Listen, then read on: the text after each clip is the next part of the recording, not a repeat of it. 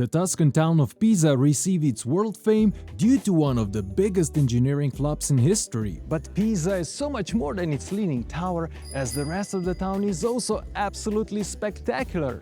Hi guys, my name is Rok and I'm a tour guide, and I can't wait to show you the best things to do in Pisa, Italy. One of the best places to start exploring Pisa is the top of its defensive walls. Pisa got its city walls in the 1200s when it was one of the most powerful and the richest republics on the planet. These 800 years old defensive walls are still surrounding almost the entire old town. They were never conquered by any army, and that is why Pisa is so beautifully preserved. From the 11 meters or 36 feet high walls, you'll see the entire old town as the trail stretches for 3 kilometers or 1.9 miles. At the peak of its power, Pisa was defeated in a sea battle by Genoa, and that ended its golden days. But despite its defeat, the town remained intact. Ticket office with a starting point is on a famous Square of Miracles right next to the cemetery at Santa Maria Tower. But how did a small Pisa manage to become one of the world's richest towns? In the Middle Ages, international trade was done by ships.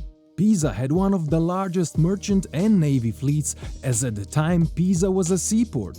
Even more than that, the most important river in Tuscany, connecting wealthy towns, met the sea right in Pisa. That is why the riverbanks were the heart of the city. Here, influential and wealthy families built their lavish residences. These elegant streets on the banks of the river Arno have become known as Lungarni di Pisa, and all of their names begin with the word Lungarno. But what happened to the sea? Over the centuries, the river has been accumulating silt and slowly moving the shoreline, and today, beaches are about 10 kilometers or 6.5 miles away. But another mystery of Pisa is its elite medieval order, which still exists today. Knight Square was the center of power in medieval Pisa, and this Palace of Knights was the headquarters of an elite medieval order. The story starts in the 16th century, when the city was ruled by Florence and its powerful Medici family. The head of the family, Cosimo I, spent a lot of time in Pisa. You see, Cosimo just founded a new order of Saint Stephen reserved for noblemen only. Officially, the objective of the order was to fight the Ottomans and the pirates that sailed the Mediterranean Sea, but who knows what else was on the agenda. So Cosimo turned this square into a Renaissance headquarters of the order by building the Church of Saint Stephen of the Knights and the Palace of the Knights. Cosimo I stands in front of the palace that is now used by one of the most prestigious universities in Italy. This square is also a meeting place of 6 streets, and one of them will take you to the most elegant shopping area of Pisa. From the square and down to the river runs a set of ancient pedestrian streets. These streets were connecting a very important night square with the river Arno, and that is why they have become an important and lively commercial space, and Borgo Street was at its heart. This area is full of medieval architecture with arcades, old palaces, and even a church, as this is one of the oldest parts of Pisa. The street is called narrow for obvious reasons and is famous for its fine designer stores and boutique shops. Shopping experience continues on the other side of the river with more modern Corso Italia Street. These streets are an essential part of the shopping experience in Pisa, where you can find also restaurants and lovely cafes. But the historic and charming Borgo Street also offers a true medieval atmosphere. The street ends right here at the river with Piazza Garibaldi. And since we're again at Arno, let me show you another interesting and beautiful thing. Squeezed between the river and the road is a tiny church that looks a bit out of place. But in the 1200s, when this church was built, the riverbanks were the center of the town life and the river was the main highway. Just by looking at this marble exterior full of beautiful Gothic-style artwork, it becomes obvious how important this church was.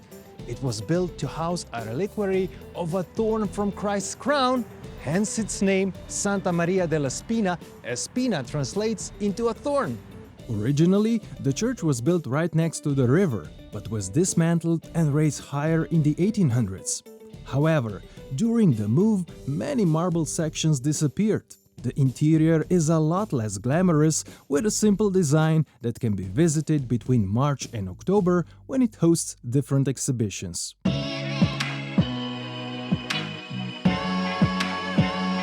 Roman Catholic Church had a huge influence at the time when Pisa reached its golden days. That is why most Pisa landmarks are religious structures. Strong religious influence also reflected in art, and this Benedictine convent now houses the largest collection of artworks in Pisa. It houses a unique collection of crucifixes throughout the ages, placed side by side to illustrate the changes of the art style over time. Here are also sculptural masterworks by Nicola Pisano, known as the founder of modern sculpture, and a brilliant Florentine sculptor Donatello.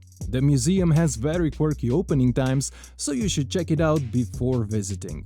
But the best masterpieces of Pisa are not in the museums, but on a huge square of miracles. On the square are 4 amazing white marble buildings built in the golden age of Pisa between the 11 and the 1200s. And the best way to see them is to buy a combined ticket. At the northern edge of the square is Camposanto. This walled marble cemetery was built around a shipload of sacred soul from Jerusalem, taken from the very spot where Jesus was crucified.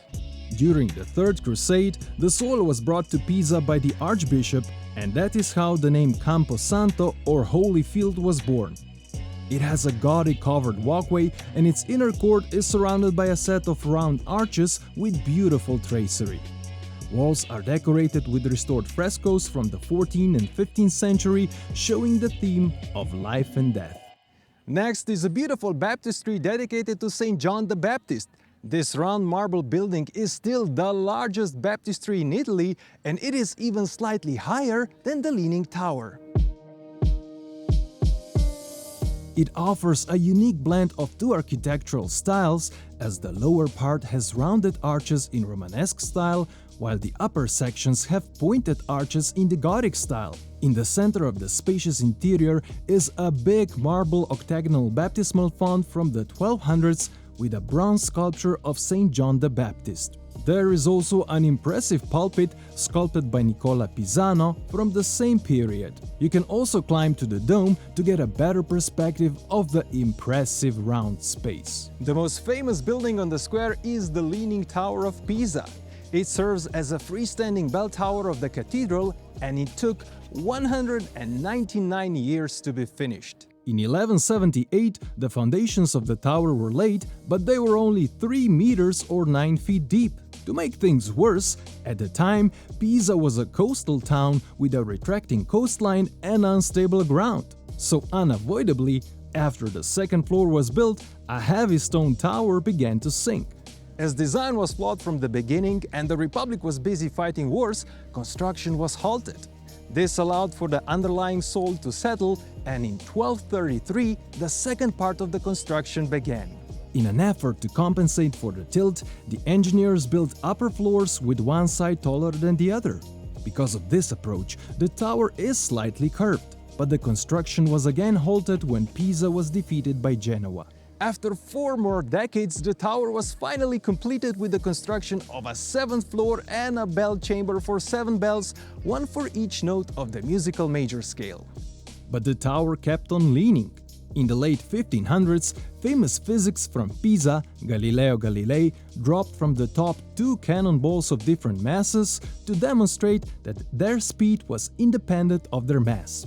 By the 1990s, the tilt had reached 5.5 degrees, and long-lasting work of stabilizing the foundation was finished in 2001, when the tilt was reduced to 4 degrees. It's hard to say how tall the tower is, as it depends on where you measure it. But it's pretty clear that if you want to get to the top, you need to climb 251 steps, as there is no lift. Just don't forget to book ahead. But the most impressive landmark of Pisa is the biggest, the richest, and the oldest building on the Square of Miracles, the Cathedral. With this church, the Republic of Pisa wanted to show its power. They wanted to build something the world has never seen before, and so they did. When built, this was the most spectacular and the biggest Roman Catholic cathedral on the planet.